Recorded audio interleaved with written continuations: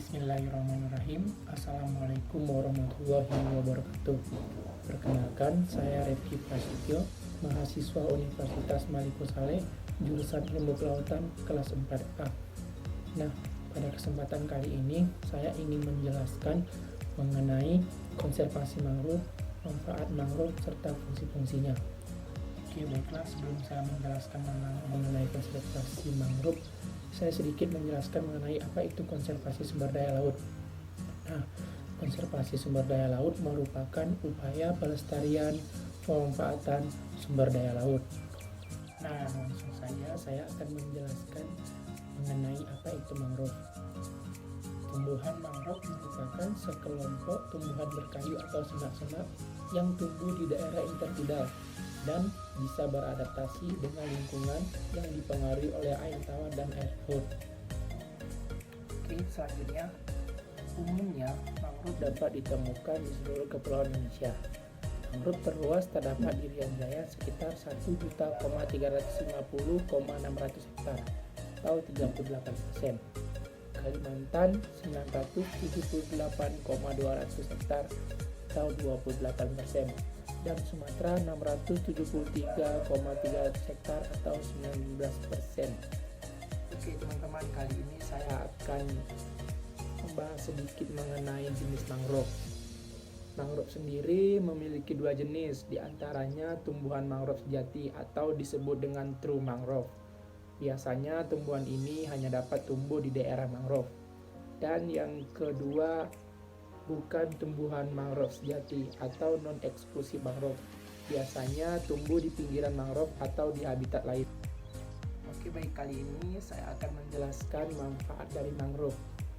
Nah, yang saya ketahui manfaat dari mangrove ini sendiri, yang pertama menjadi tempat tinggal hidup ekosistem maupun biota yang lainnya seperti ikan, buaya maupun yang lain. Nah, dan yang kedua bermanfaat bagi nelayan sebagai mata pencarian mereka. Nah, jadi kawan-kawan, saya cerita sedikit sejarah pemanfaatan mangrove secara tradisional oleh masyarakat untuk kayu bakar dan bangunan telah berlangsung sejak lama.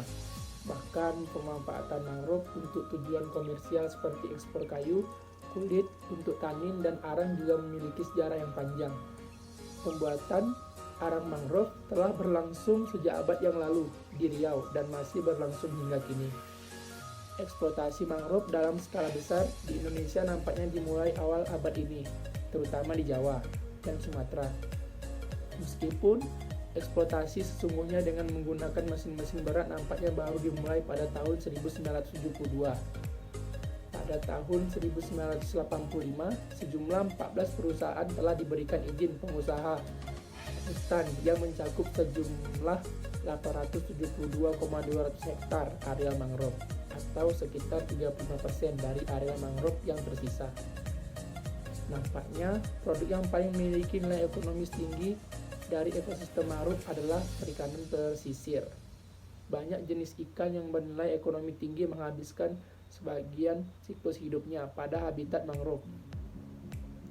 Contohnya seperti kakap atau disebut dengan bahasa latinnya Lates calcarifer, kepiting mangrove atau Scylla scaurata, serta ikan salmon atau Polynemus seridani merupakan jenis ikan yang secara langsung bergantung pada habitat mangrove. Oke, selanjutnya kawan-kawan pasti akan bertanya, kenapa sih mangrove itu harus dijadikan sebagai konservasi? Nah, jadi saya akan menjelaskan kenapa mangrove harus kita jadikan sebagai konservasi. Jadi begini, seperti yang telah saya jelaskan tadi, bahwasanya mangrove sangat banyak sekali kawan-kawan manfaatnya. Nah, yang dimana ketika mangrove kita jadikan sebagai konservasi, maka bukan hanya bagi biota saja, namun bagi kita sudah pasti memiliki hal yang timbal balik. Dengan melalui konservasi mangrove, sudah pasti kita akan menjaga dan melestarikannya supaya tidak punah. Nah, jadi dengan melalui konservasi tentunya kita akan menjaga supaya mangrove maupun ekosistem yang lainnya tidak cepat punah. Jadi seperti ini, konservasi secara umum yang kita ketahui adalah pelestarian atau pemanfaatan sumber daya. Kalau secara umum sendiri, seperti yang kita ketahui, melestarikan flora dan fauna, contoh ada bunga rafflesia, terus maupun badak bercula dan yang lainnya. Jadi benar-benar konservasi ini sangat bermanfaat kawan-kawan, sangat penting kita melakukan konservasi karena itu juga ada hubungan timbal baliknya dengan kita sendiri, seperti kita membuka wisata konservasi mangrove. Dan yang saya ketahui, konservasi mangrove sendiri untuk di Aceh, tepatnya berada di daerah Langsa. Untuk menempuh perjalanan sampai ke lokasi dari kota lebih kurang sekitar 5 km. Nah, jadi kawan-kawan bisa langsung berkunjung ke sana melihat kondisi mangrove yang ada di Langsa. Baik kawan-kawan, sekian video dari saya, semoga bermanfaat. Mohon maaf dengan segala kekurangan. Oh ya, jangan lupa like, komen, share, and subscribe karena aku bakal bagiin video menarik lainnya mengenai ilmu kelautan. Saya Rekif Prasetyo mundur pamit.